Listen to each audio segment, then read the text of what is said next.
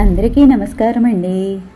ఈరోజు ఎంఆర్వి సత్యనారాయణమూర్తి గారు రచించిన గృహమే కదా స్వర్గసీమ అన్న కథను విందామా?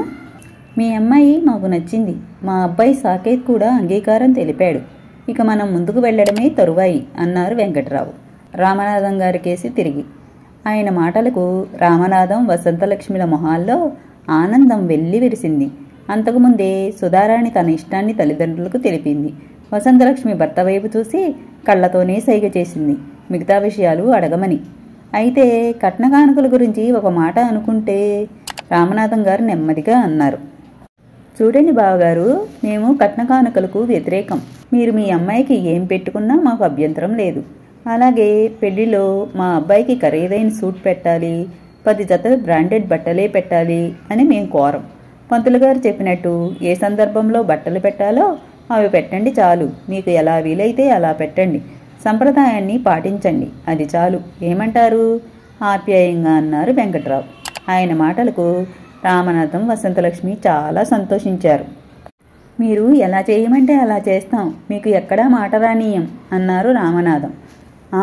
ఇంకో విషయం బావగారు, మేం కూడా మీ అమ్మాయికి మాకు తోచిన బంగారం పెడతాం. అలాగే పంతులు గారు చెప్పినట్టు ఎన్ని పట్టు చీరలు పెట్టాలో అన్నీ పెడతాం, సరేనా? చిన్నగా నవ్వుతూ అన్నారు వెంకట్రావు. అలాగే అన్నట్టు తలూపారు రామనాథం. కళ్యాణ మండపం అద్దె, వీడియోలు, ఫోటోల ఖర్చు చెరిసగం భరించుకుందామని వెంకట్రావు చెప్పగానే ఆనందంగా ఒప్పుకున్నారు రామనాథం. తర్వాత పంతులు గారిని పిలవడం, పెళ్లి ముహూర్తం పెట్టించడం వేగంగా జరిగిపోయాయి. సాకేత్ సుధారాణిల పెళ్లి వైభవంగా ఏ విధమైన అలకలు ఇబ్బందులు లేకుండా జరిగింది.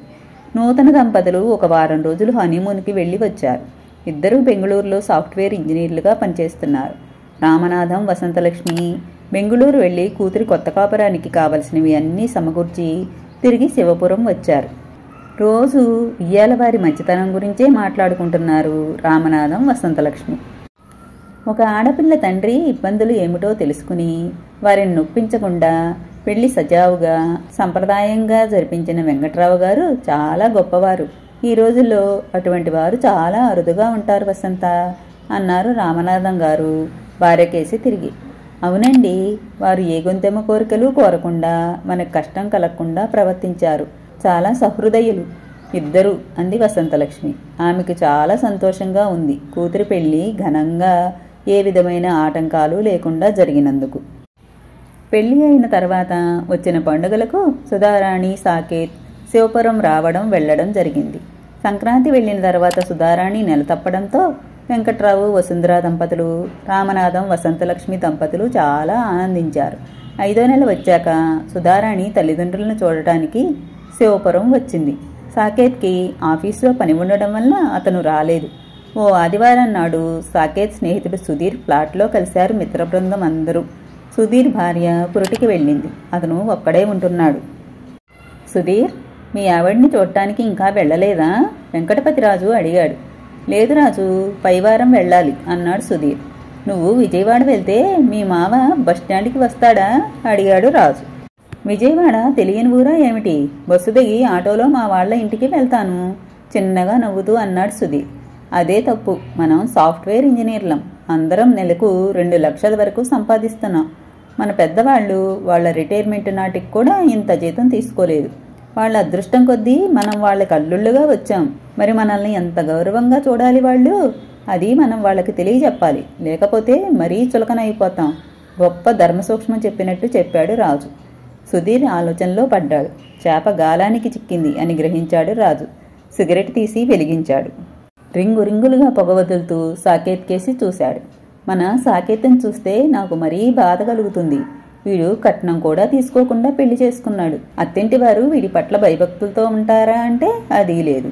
ఏరా, మీ మావ ఎప్పుడైనా తణుకు రైల్వే స్టేషన్కి వచ్చి వాళ్ళ ఊరు తీసుకెళ్లాడా అడిగాడు రాజు. సాకేత్ లేదు అన్నట్టు తలూపాడు. గట్టిగా నవ్వాడు రాజు. చూశారా ఫ్రెండ్స్ వీడి పరిస్థితి? వీడు బెంగళూరులో రైలెక్కి తణుకులో దిగి ఆటోనో బస్సో పట్టుకుని వాళ్ళ అత్తగారి ఊరు శివపురం వెళ్ళాలి. వెరీ బ్యాడ్ అన్నాడు రాజు. మరోసారి సిగరెట్ గట్టిగా దమ్ములాగి పొగ వదిలాడు. మరి నీ సంగతి ఏమిటి అన్నట్లు అతనికేసి చూశారు సుధీర్ సాకేతులు. మీ చూపులకు అర్థం తెలిసింది ఫ్రెండ్స్. నేను ఇక్కడ ఫ్లైట్ ఎక్కి రాజమండ్రిలో దిగేసరికి మా మావ టాక్సీతో ఎయిర్పోర్ట్ దగ్గర రెడీగా ఉంటాడు. అందులో ఎక్కి మా అత్తగారింటికి కొత్తపేట వెళ్తాను. మా మామకి ఖాళీ లేకపోతే మా బావమర్ది టాక్సీ తీసుకుని వస్తాడు నన్ను తీసుకువెళ్ళడానికి. 5 ఏళ్ల నుంచి అలా మెయింటైన్ చేస్తున్నాను. అది మన స్టైల్. అల్లుడంటే ఆ మాత్రం భయం ఉండాలి మావకి. కళ్ళు ఎగరేసి మరీ చెప్పాడు రాజు. సుధీర్, సాకేత్ అతని కేసి అలా చూస్తూ ఉండిపోయారు. కొద్దిసేపు అయ్యాక ఆఫీస్ గురించి, క్రికెట్టు, సినిమాలు గురించి కబుర్లు చెప్పుకున్నారు ముగ్గురు. మధ్యాహ్నం హోటల్లో భోజనాలు చేసి ఎవరు ఫ్లాట్కి వాళ్ళు వెళ్ళిపోయారు. ఫ్లాట్కి వచ్చాక సాకేత్ ఆలోచనలో పడ్డాడు. నిజంగా తానంటే అత్తింటి వారికి తగిన గౌరవం లేదా అన్న అనుమానం కలిగింది. మొన్న సంక్రాంతి పండుగకు వెళ్ళినప్పుడు తణుకులో రైలు దిగుగానే తాను గమనించాడు. చాలామంది తమ బంధువుల్ని రిసీవ్ చేసుకుని ఆటోల్లోనూ ట్యాక్సీల్లోనూ తీసుకెళ్లారు. సుధా చాలా అందంగా ఉంటుంది కాబట్టి తాను ఆమెను బాగా ఇష్టపడి కట్నం వద్దన్నాడని వాళ్ళు అనుకుంటున్నారా అన్న మరో అనుమానం కూడా సాకేత్కు వచ్చింది. ఎందుకో అతని మనసు చాలా చికాగ్గా అయింది. 2 రోజులు గడిచాక మామగారికి ఫోన్ చేశాడు సాకేత్. కుశల ప్రశ్నలు అయ్యాక సుధని వెంటనే తీసుకువచ్చి దిగబెట్టండి అని చెప్పాడు. రిజర్వేషన్ దొరకాలిగా నెమ్మదిగా అన్నారు రామనాథం. అదేమీ నాకు తెలీదు. రేపొద్దునకి మీ అమ్మాయి నా ఇంట్లో ఉండాలి అని విసుగ్గా అన్నాడు సాకేత్. అల్లుడు ఏదో జాబ్ టెన్షన్లో ఉన్నాడని భావించారు రామనాథం. అప్పటికప్పుడు ఏసీ బస్సుకి రిజర్వేషన్ చేయించి కూతుర్ని తీసుకుని బెంగళూరు వచ్చారు. సాకేత్ ఆయనతో ముక్తసరిగా మాట్లాడి ఆఫీస్కి వెళ్ళిపోయాడు. ఆ మర్నాడు బయలుదేరి శివపురం వచ్చేశారు రామనాథం. సుధారాణికి నెల నిండాక బెంగళూరు వెళ్లారు రామనాథం, వసంతలక్ష్మి. అప్పుడు కూడా సాకేత్ ముభావంగానే ఉన్నాడు. డెలివరీకి మంచి హాస్పిటల్లో జాయిన్ చేయమని మాత్రం చెప్పాడు. రోజు విడిచి రోజు భార్యకి ఫోన్ చేసేవాడు సాకేత్. అది చూసి రామనాథం కొద్దిగా సంతృప్తి చెందారు. అల్లుడు ఫోన్లో తనతో విసురుగా మాట్లాడిన సంగతి భార్యకి గాని కూతురికి గాని చెప్పలేదు ఆయన. రోజులు వేగంగా గడిచిపోయాయి. సుధారాణికి నొప్పులు రావడంతో శివపురంలోనే ఉన్న డాక్టర్ కామేశ్వరి హాస్పిటల్లో జాయిన్ చేశారు. పండంటి బాబు పుట్టాడు. వంశోద్ధారకుడు పుట్టాడని వెంకట్రావు, వసుంధర చాలా సంతోషించారు. హైదరాబాద్ నుంచి వచ్చి మనవడిని చూసి వెళ్లారు. సాకేత్ అంతకుముందే వచ్చి కొడుకుని చూసి వెళ్ళాడు. పెద్ద హాస్పిటల్లో కాకుండా చిన్న హాస్పిటల్లో జాయిన్ చేశారని మామగారిని విసుక్కున్నాడు సాకేత్. అప్పుడు వసంతలక్ష్మి ఆయన పక్కనే ఉంది. అల్లుడి ప్రవర్తనకి ఆమె విస్తుపోయింది. మీ దగ్గర డబ్బు లేకపోతే హాస్పిటల్ ఖర్చు నేను పెట్టుకునేవాడినిగా అని సాకేత్ అన్నమాట వారిద్దరినీ బాధించింది. బాబుకి 5వ నెల వచ్చాక కూతుర్ని మనవణ్ణి తీసుకువెళ్లి బెంగళూరులో దిగబెట్టి వచ్చారు రామనాథం, వసంతలక్ష్మి. సుధా ఆఫీస్కు సెలవు పెట్టి ఇంటి దగ్గరే ఉండి బాబుని చూసుకుంటోంది. వెంకట్రావు, వసుంధర బెంగళూరు వెళ్లి నెలలాళ్లు ఉండి మనవడితో గడిపి వచ్చారు. బాబుకి 7 ఏడాది నిండింది. సుధారాణి మరలా నెల తప్పింది. అప్పటికే ఆమె ఉద్యోగం మానేసింది భర్త సలహా మీద. 3వ నెల వచ్చాక రామనాథం, వసంతలక్ష్మి బెంగళూరు వెళ్లి వారం ఉండి వచ్చారు. అప్పుడు కనిపెట్టింది సుధ తన తల్లిదండ్రులతో భర్త సరిగా మాట్లాడడం లేదని. మీరు మా అమ్మా నాన్నలతో సరిగా మాట్లాడలేదు ఎందుకని అడిగింది భర్తని. ఏం మీ వాళ్ళు నీకు కంప్లైంట్ చేశారా? మొహం చిరాగ్గా పెట్టి అన్నాడు సాకేత్. మా వాళ్ళు అటువంటి మనుషులు కారు, నెమ్మదిగా అంది సుధ. అంటే మా వాళ్ళు కంప్లైంట్ నేచర్ ఉన్నవాళ్ళు అని అర్థమా? వెటకారంగా అన్నాడు సాకేత్. అతని మాటలకి ఆమె చాలా బాధపడింది. నేను ఇప్పుడు అత్తయ్య మామయ్యల గురించి ఏమీ అనలేదుగా అంది నెమ్మదిగా. భర్త తనతో వాదనకు దిగుతున్నాడని ఆమె గ్రహించింది. చూడు సుధా, నా ఆఫీస్ వర్క్ టెన్షన్ నాకు ఉంటుంది. ఇంటికి వచ్చిన వాళ్ళతో కబుర్లు చెబుతూ కూర్చుంటే ఎలా అన్నాడు లాజిక్గా. సుధారాణి ఇంక సంభాషణ పెంచకుండా మౌనం వహించింది.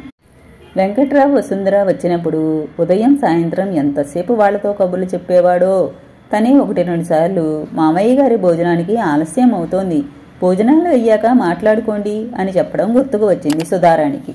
మొత్తానికి ఏదో జరిగింది, అందుకే భర్త ప్రవర్తనలో మార్పు వచ్చిందని గ్రహించింది. మరుసటి నెలలో వంట మనిషిని పెట్టాడు సాకేత్. చూడు సుధా, వంట చేయడానికి మనిషి ఉంది, పని చేయడానికి పని మనిషి ఉంది. నువ్వు బాబుని చూసుకుంటూ నీ ఆరోగ్యం పట్ల జాగ్రత్తగా ఉండు, మనసులో వేరే ఆలోచనలు పెట్టుకోకు అన్నాడు సాకేత్. అలాగే అంది చిన్నగా నవ్వుతూ. కూతురికి 7వ నెల వచ్చాక పురిటికి తీసుకువెళ్ళడానికి వచ్చారు రామనాథం, వసంతలక్ష్మి. మీరు సుధని చాలా జాగ్రత్తగా చూసుకోవాలి. మొన్నటిలా కాకుండా టౌన్లో మంచి హాస్పిటల్లో జాయిన్ చెయ్యండి. డబ్బు కావలిస్తే ఫోన్ చెయ్యండి, నేను పంపుతాను అన్నాడు నిష్ఠూరంగా సాకేత్. అలాగే బాబు, నువ్వు చెప్పినట్టే చేస్తాం చాలా నెమ్మదిగా అన్నారు రామనాథం. తండ్రిని ఆ స్థితిలో చూసి చాలా బాధపడింది సుధ. మన్నాడే బయలుదేరి శివపురం వచ్చారు ముగ్గురు. రెగ్యులర్గా డాక్టర్ దగ్గరకు తీసుకువెళ్లి చెకప్ చేయిస్తున్నారు. 9వ నెల రాగానే డాక్టర్ చెప్పిన డేట్కి 15 రోజుల ముందే తణుకులో పెద్ద నర్సింగ్ హోంలో చేర్పించారు. ఇంతకుముందు ఎందుకు నాన్న అని కూతురు అంటే, మళ్ళీ అల్లుడికి కోపం వస్తుందమ్మా అన్నారు రామనాథం. కొద్ది రోజులు గడిచాయి. సుధకి ఆడపిల్ల పుట్టింది. అల్లుడికి ఫోన్ చేసి చెప్పారు రామనాథం. సాయంత్రం ఫ్లైట్కి రాజమండ్రి వచ్చి అక్కడి నుంచి టాక్సీలో తణుకు వచ్చాడు సాకేత్. నర్సింగ్ హోమ్ చూసి కొంత సంతృప్తి వ్యక్తం చేశాడు. పాపని చూసి మన్నాడు బెంగళూరు వెళ్ళిపోయాడు. తర్వాత పాప బారసాల రోజున మామగారిని అత్తగారిని అకారణంగా విసుక్కున్నాడు సాకేత్. వసంతలక్ష్మి చెల్లెలు సుహాసిని అక్కగారికి సాయం చేయడానికి రాజమండ్రి నుండి వచ్చింది. సాకేత్ ప్రవర్తన చూసి విస్తుపోయింది. 3 నెలలు అయినా పిల్ల ఒళ్ళు చేయలేదని, అక్కాబావలు చంటిపిల్లని సరిగా చూడలేదని సాకేత్ నిష్ఠూరంగా మాట్లాడడం సుహాసినికి విచిత్రంగా అనిపించింది. కొందరు చిన్నపిల్లలు త్వరగా ఒళ్ళు చేస్తారు, మరికొంతమంది ఆలస్యంగా ఒళ్ళు చేస్తారు. ఇంత చిన్న విషయానికి సాకేత్ అలా గొడవ చేయడం సబబు కాదనిపించింది. ఆ మాటే అక్కగారితో అంది. నువ్వు ఊరుకోవే బాబు, అతనికి ఈ మధ్యన కోపం ఎక్కువైంది. అతని మాటకి ఎవరూ ఎదురు చెప్పినా ఆ కోపం మరింత పెరుగుతుంది. అందుకే మేము ఏం మాట్లాడడం లేదు అంది చిన్నగా వసంతలక్ష్మి. పెళ్లిలో ఎంత చక్కగా మాట్లాడాడు, ఎంత వినయంగా ఉన్నాడు, ఇప్పుడు ఇలా తయారయ్యాడేమిటి అని వాపోయింది సుహాసిని. కాలచక్రంలో 2 ఏళ్లు గిర్రున తిరిగాయి. ఒకరోజు వసంతలక్ష్మి చెల్లెలికి ఫోన్ చేసింది. సుధా పిల్లలు బెంగళూరు నుంచి వచ్చారు సంక్రాంతి పండుగకు. నువ్వు కూడా శివపురం రా, నాకు తోడుగా ఉందువు గాని, మనవల్ని చూసినట్టు ఉంటుంది అని. సాకేతం తలుచుకోగానే సుహాసిని గుండె దరదరలాడింది. కానీ అక్క ఎంతో ప్రేమగా పిలవడంతో కాదనలేకపోయింది. మన్నాడే రాజమండ్రిలో బస్సు ఎక్కి శివపురం వచ్చింది. గేటు తీసుకుని లోపలికి వచ్చిన సుహాసిని అక్కడి దృశ్యం చూసి అవాక్కయింది. హాల్లో కూర్చుని సాకేత్ పూరీలు ఒత్తుతున్నాడు. చప్పుడు చెయ్యకుండా అలాగే నిలబడి చూస్తోంది. 5 నిమిషాలు అయ్యేసరికి పేపర్ మీద పెట్టిన పూరీలు పట్టుకుని వంటింట్లోకి వెళ్ళాడు సాకేత్. అప్పటికే స్టవ్ మీదున్న మూకుళ్ళో పూరీలు వేశాడు. 10 నిమిషాల్లో పూరీలు తయారయ్యాయి. ఈలోగా నెమ్మదిగా వచ్చి హాల్లో ఉన్న కుర్చీలో కూర్చుంది సుహాసిని. అత్తయ్య, నా టిఫిన్ అయిపోయింది, మీ వంట ఇంకా మొదలు పెట్టలేదు. అది కూడా నేను చేసేయనా? వంటింట్లోంచి గట్టిగా అన్నాడు సాకేత్. నా పూజ అయ్యాక వంట నేనే చేస్తాను. ఆ టిఫిన్ నువ్వు నీ పిల్లలు తినండి. పూరీ కూర చేసి బేసిన్లో పెట్టాను, తీసుకో. ఒక 10 నిమిషాలు నన్ను మాట్లాడించకు, ప్రేమగా విసుక్కుంది వసంతలక్ష్మి. పిల్లలు, టిఫిన్ రెడీ, రండి రండి అంటూ హాల్లోకి వచ్చిన సాకేత్ సుహాసిని చూసి, చిన్నత్తయ్య గారు బాగున్నారా, ఎంతసేపు అయింది వచ్చి అని పలకరించాడు. బాగున్నాను అన్నట్టు తలాడించింది సుహాసిని. ఆమెకు ఇంకా భయం భయంగానే ఉంది. ఎప్పుడు ఏమంటాడోనని. బెడ్రూమ్లో నుంచి పిల్లలతో వచ్చిన సుధ, పిన్ని బాగున్నావా అని పలకరించి లోపలికి వెళ్ళి మంచినీళ్లు తీసుకువచ్చి ఇచ్చింది సుహాసినికి. పిల్లలు తండ్రి దగ్గరకు చేరిపోయారు టిఫిన్ కోసం. వాళ్ళకి పూరీలు ముక్కలు చేసి చాలా శ్రద్ధగా పెడుతున్నాడు సాకేత్. ఇది కలో నిజమో తెలియక అయోమయంగా సుధకేసి చూసింది సుహాసిని. నేను చెబుతాను అన్నట్టు కళ్ళతోనే సైగ చేసింది సుధ. పిల్లలు టిఫిన్ అయ్యాక తను టిఫిన్ తిన్నాడు సాకేత్. కాసేపటికి రామనాథం స్కూటర్ మీద కూరలు సరుకులు తెచ్చారు. సాకేత్ వెళ్ళి గబగబా సంచి అందుకున్నాడు ఆయన చేతిలోంచి. నేను తెస్తానన్నాను కదా, మీరెందుకు వెళ్ళారు అన్నాడు నెమ్మదిగా మామగారితో. హాల్లో ఉన్న సుహాసిని పలకరించారు రామనాథం. లోపలికి వెళ్ళి ప్లేట్లో పూరీలు తెచ్చి మామగారికి ఇచ్చాడు సాకేత్. ఇవాళ టిఫిన్ నేనే చేశాను మామయ్య. ఈ ఆడవాళ్ళను నమ్ముకుంటే లాభం లేదని నేనే రంగంలోకి దిగాను. టిఫిన్ తిని చెప్పండి ఎలా ఉందో అన్నాడు. ఒక పూరీ తిని, చాలా బాగుంది అల్లుడు అని మెచ్చుకున్నారు రామనాథం.